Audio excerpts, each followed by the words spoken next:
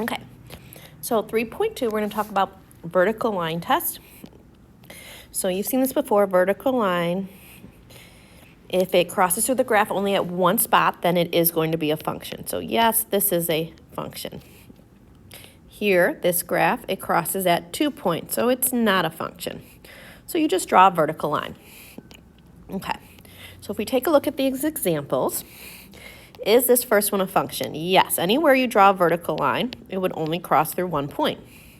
We're going to talk about domain and range. So we've already remembered from our last section, domain is x's, left to right, range is y's, lowest to highest. So the domain here from left to right, notice the arrow is going to the left and to the right. And there's no gaps or anything weird going on. So our domain, you can either write as negative infinity to infinity, or you could write that as a R for all reals.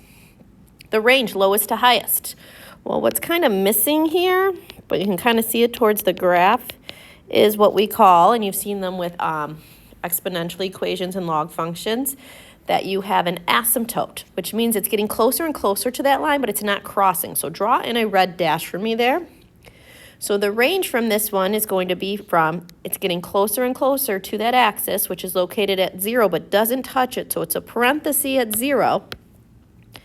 And it's headed up towards infinity. You have an arrow that's going up.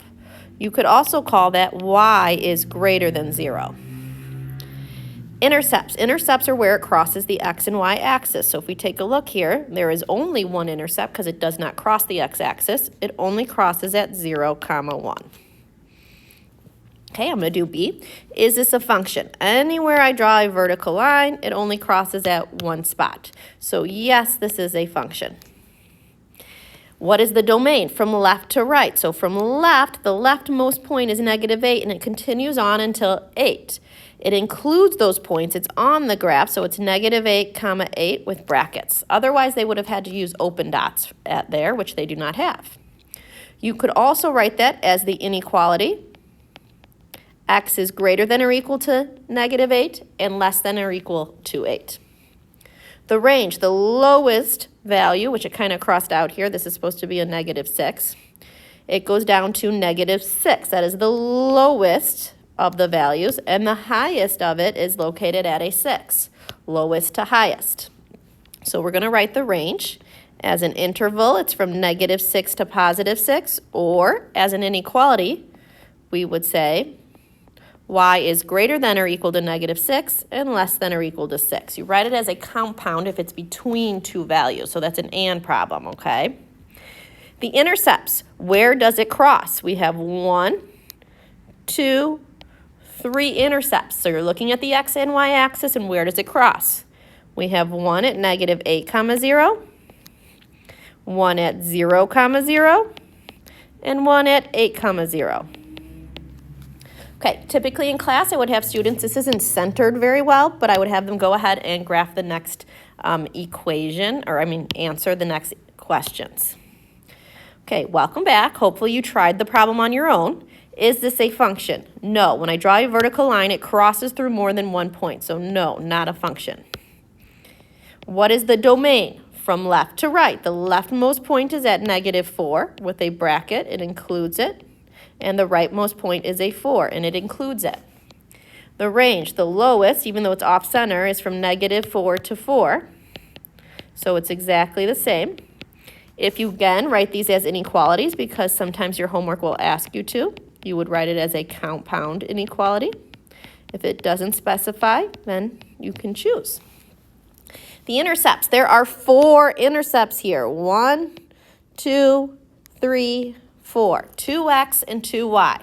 So we've got -4, 0, and 4, 0. Those are the x-intercepts. And then for the y's, we have 0, 4, and 0, -4. Okay, we're going to go ahead and answer the following questions given this graph. So we've got graphs of functions, lots of graphs, lots of answering. Okay, find f of -4. When they're saying find f of -4, they're saying x is -4. Tell me what is y. So you're going to look at the graph. When x is -4, this is -4 on the x-axis, So that's the point right here. What's happening right here? When x is -4, the y value is a 2. So this would be a 2 right here. You do the same thing for the next one. For f of 6, you're saying when x is 6, what is y? That would be this point here. The y value when x is 6 is going to be 0. So this is the y. So you have to know what is x and what is y. So usually it says f of x, but in place of the x is a value, and that's why that's the x value there. Is f of 3 negative or positive? So once again, they're saying when x is 3, is the y value negative or positive? So 3 is somewhere here. Notice it's counting by 2s because it went from 2 to 4 to 6. So when f of 3, which is here on the graph, we don't have the point plotted, but we can tell that the y value is obviously on the negative side. So the answer would be negative. For what values of x is f of x equal to 0? This one is different. It says f of x equals 0. So remember, this is the x, and this whole part is the y. So we're saying, what is x when y is 0? Okay, so a lot of times, too, you'll see me write this as whenever you see all of f of x, I just cross it off and say that that's y. Y is 0. So when y is 0, what values do we have? You have to be very careful. We have 2 here. Actually 3, 1, 2, 3. When y is 0, notice y is 0, y is 0, y is 0. I just underlined them. We have 3 values. So for what values of x? When x is 0, 4, and 6.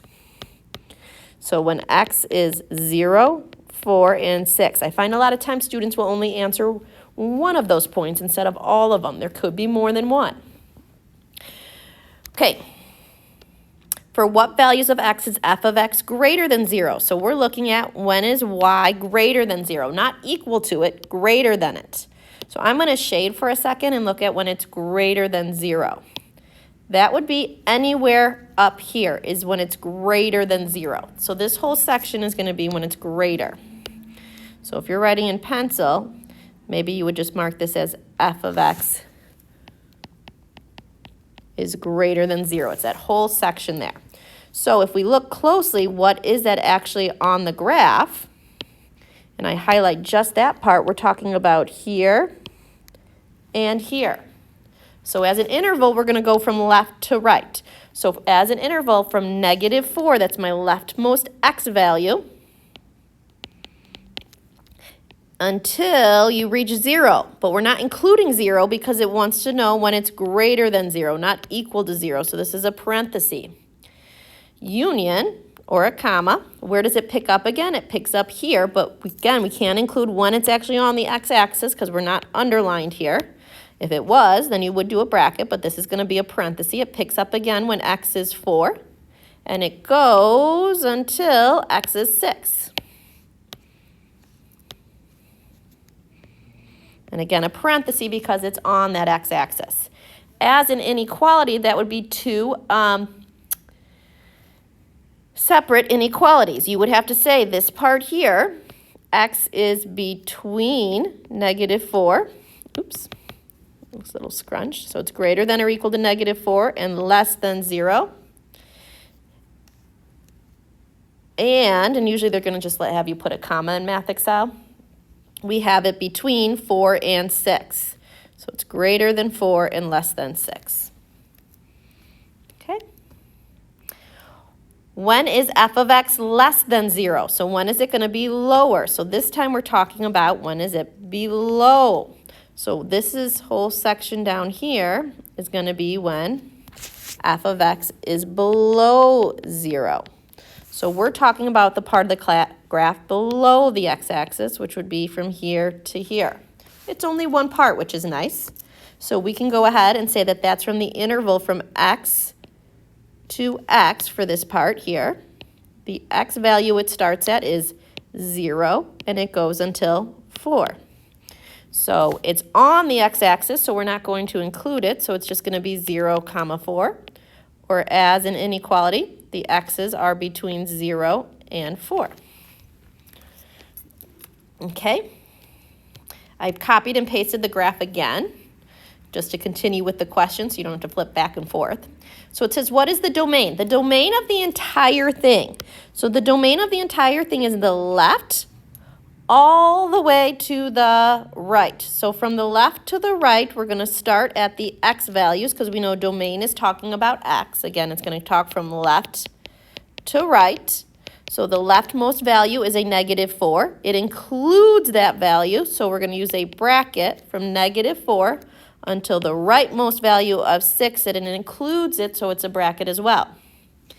Again, if they ask for an interval, that's how you would write it. If they ask for an inequality, you would write it like this, between those two values, okay? So domain is your axis. When it asks for your range, the lowest to the absolute highest value, okay? The lowest value here is going to be at -2. We're talking about the y's when we do lowest. And the highest is a 3 because 3 is higher than 2, okay? So we would write that. I typically think in interval form and then I transfer it, but up to you. So I go from -2 is the lowest and the highest was 3. Again, as an interval, y is between -2 and 3, and it includes those points so they are brackets and underlined. How often do the given lines intersect the graph at x equals 1? So let's see, if x is equal to 1, which is right here, remember, think vux, a vertical line at 1. Remember, these are counting by 2's on the vertical line. So this is x equals 1, the vertical line x equals 1. That was from our last unit. Notice how it crosses at 1 point. So it crosses it once. What about when y equals 1? So this is going to be talking about horizontal. When y equals 1, I got to draw the full line here. Oops, I kind of missed the dash. That's okay. That's this line. This is the line y equals 1. How many times does it cross our graph? 3 times. Okay. For what values of f of x? For what values of x does f of x equal 3?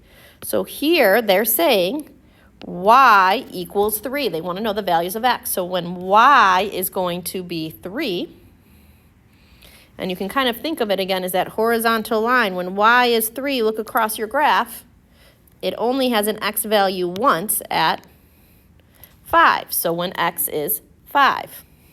For what values of x? When x is 5, y is 3. For what values of f of x equals -2? So when is y -2? So again, think about that y. It can have more than one answer. If you kind of draw that vertical line there, it only intersects at 1 point here. Y is -2 when x is 2.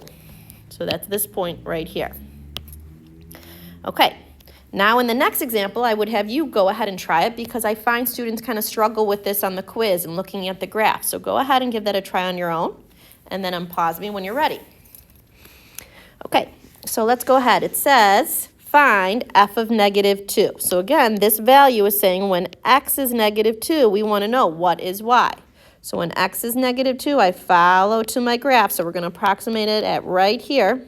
Oh, that's +2. Whoa, Mrs. Colias. When x is -2, here we go. That would be right here, that point in pink. The y value is going to be -4. So f of -2 is going to be -4. That's when y is -4. So when x is -2, y is -4. For what values of x is f of x less than 0? So for this one, we're talking about less than 0. So we're talking about when y is below 0. This part here, which is a lot of the graph, right? So this is when we're talking about f of x is less than 0. So we're talking about, oh, I skipped B. Hold on. Well, we'll go back to B. I'm doing C right now. So we're talking about the part of the graph when it's below. So that's this part and then this part. That's 2 separate parts until I had to pick up my pencil. So for the interval, and these are arrows really, it just cuts off the arrows always. We're going from -infinity from the left all the way into the x value of -1. Union, it picks up at 0. That's when it starts to dip below again. And again, it's parentheses because that's when it's on the x-axis, and it goes until 5. As an inequality, you could write that as x is less than -1, comma, and it's between 0 and 5. Okay? Now let me go back to B. I skipped that for a second, not purposely. When we take a look at B here, for what values of x is f of x equal to 0? So this is saying, when does y equal 0? Y is equal to 0. Those are what our x-intercepts are at 3 points. There's 3 points when y is 0. For what values of x? The values of x are when x is 5, 0, and -1. Those are the green points and the x values only. It says, for what values of x does f of x equal -2? So when f of x, remember, just means y, when does y equal -2? So it says approximate it. So this is when y equals -2. You can even draw a horizontal line if that helps you. We have 1, 2, 3. It says approximate. So x is approximately about, I don't know, -2.7-ish. And then this point here, well, that one looks pretty nice at 1.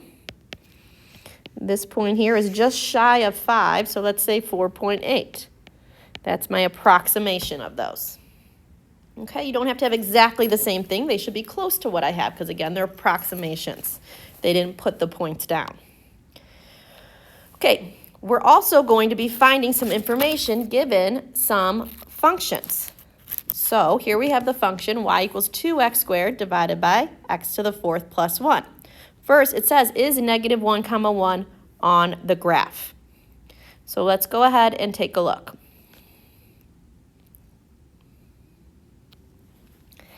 So you're going to have to plug in a point just like we did in our last section, our last unit, except we have a different function. So this is x and this is y. So x is -1, y is 1, and we're checking. So we're saying, does f of x, remember f of x means just y, so is 1 equal to 2 times -1 squared over -1 to the 4th plus 1. So again, I plugged in x is -1 wherever there is an x. If there's more than one x, I plug them in all those spots.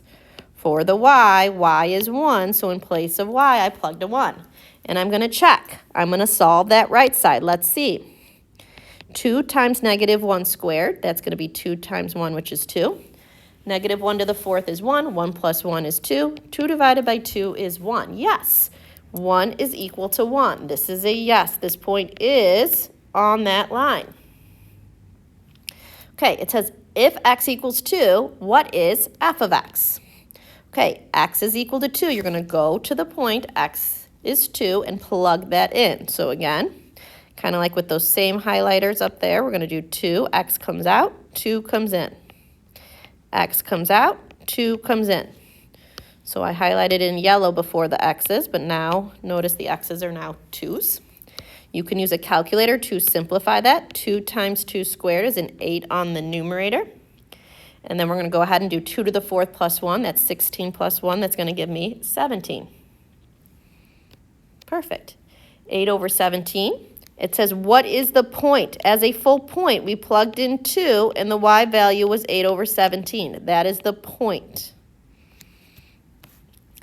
Then we have, what is f of x? What is the point on the graph for that f?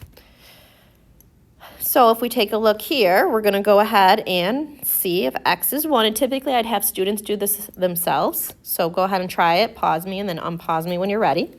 But when x is 1, again, you're plugging that 1 in for x. So in exactly the same spots. 2 times 1 squared is 2. 1 to the 4th plus 1 is 2. 2 over 2 is 1. So that would be the point 1, 1. List the x-intercepts. Okay, what are the x-intercepts? The x-intercepts would be where it crosses the x-axis. So you would want to make sure that you're plugging in 0 for y. So we did this a lot in the last unit. Plug in 0 for y. So we're going to have 0 equals 2x squared over x to the 4th plus 1. If you're trying to solve this, you're going to have to cross multiply. To get x to the 4th plus 1 out of the denominator, you're going to have to multiply by x to the 4th plus 1 to both sides. So they cancel here, and 0 times x to the 4th plus 1 is simply 0, so it's kind of nice. Then you're going to divide by 2, divide by 2. 0 divided by 2 is 0. 0 equals x squared. Square root to undo the square, and x is 0. So the x-intercepts are literally going to be 0, 0 for this one. That's it. Now let's go ahead and see what are the y-intercepts. So for the y-intercepts, a little bit different. We're going to go ahead and this time plug in 0 for x. So we're going to go ahead and say y equals 2 times 0 squared divided by 0 to the 4th plus 1. That's going to give us 0 over 1, which is 0. Well, obviously, if the x-intercept is 0, 0, it has to be also the y-intercept, because that's the origin. Both of them are going to be 0, 0. But I did forget a question on here, so I'm going to add a part F. So per part F, I'd like you to find the domain. So we talked about this earlier. So the domain is always all reals unless there's a square root or a fraction. This one is a fraction. When it's a fraction, remember the rule is when it's a fraction, you're going to go ahead and look at the denominator and set it not equal to 0. So we're going to say x to the 4th plus 1 is not equal to 0, and I'm going to solve that. I'm going to subtract 1. 0 minus 1 is negative 1. And then I'm going to undo this by taking the 4th root of negative 1. You can't take the 4th root of a negative 1, so it's going to be, in fact, imaginary. So x would be an imaginary answer. So there would be nothing that would be constraining it. Everything actually would work because we didn't get a real number there. So the domain would be, for this problem, negative infinity until infinity, which is the perfect timing that my pen just stopped working. So you can go ahead and write negative infinity to infinity for the answer for the domain. And I think that we're going to take a look at one more page real quick. Okay, let's see if my pen is working. There we go, negative infinity to infinity. Okay, so if we take a look at the next part, we're just going to start it a little bit. We're going to take a look at the 3.3, the average rate of change.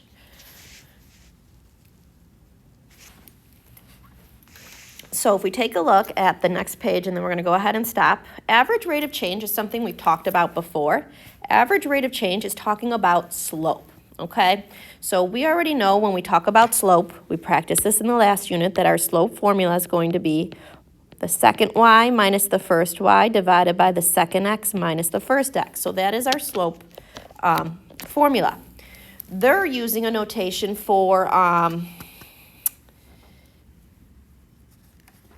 with using function notation. So f of b is talking about y, so they're going ahead and just using function notation. But really, these two things are the same equation, okay? So these still are the same equation, the change in y over the change in x. So it says find the average rate of change of f of the function f of x equals negative 4x minus 1 from 2 to 5. When they say from 2 to 5, they're referring from x to x. They're saying in interval form. Now, first of all, we already know the answer because we know in slope-intercept form, y equals mx plus b, obviously m is going to be negative 4 in this equation. But we're going to use the equation to show you. And then we'll get to a harder example in example 5, okay, that uses it. So here we know the answer is negative 4 is the slope. But let's pretend like we don't. So they've given us an equation. They want to know from 2 to 5. So the first thing that you're going to have to do is you're going to go ahead and plug in those x values. So you're going to go ahead and plug in 2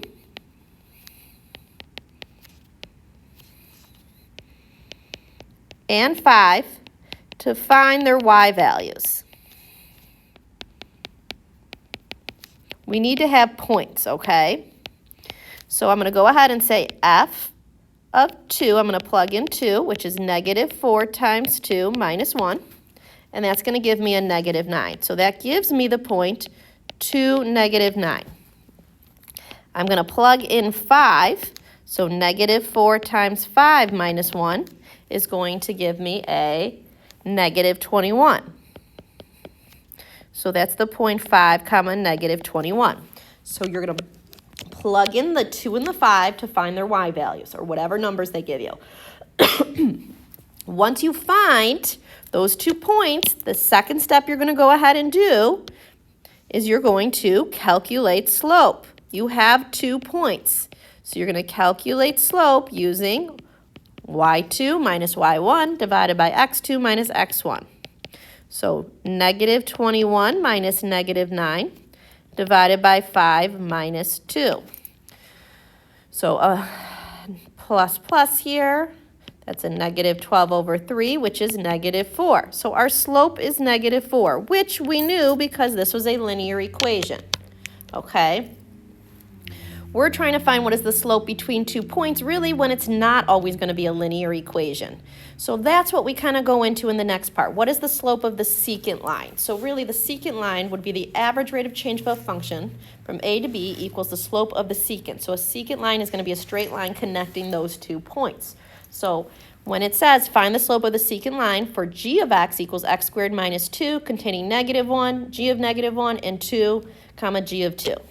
The steps are going to be the same even though it looks different. So you're first going to plug in negative 1 and this time 2 to find their y values. So same idea, but this time we don't know what the slope is because it's not in slope-intercept form. So we're going to have to find the y values to see what the y values are to calculate their slope.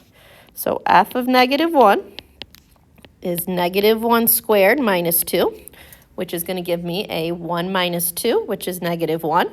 So that's the point, negative 1, negative 1. Then f of 2, I'm going to go ahead and plug in 2. 2 squared minus 2, which is 4 minus 2 is 2. They both happen to be the same thing. That wouldn't be true for the whole thing. Those are my 2 points.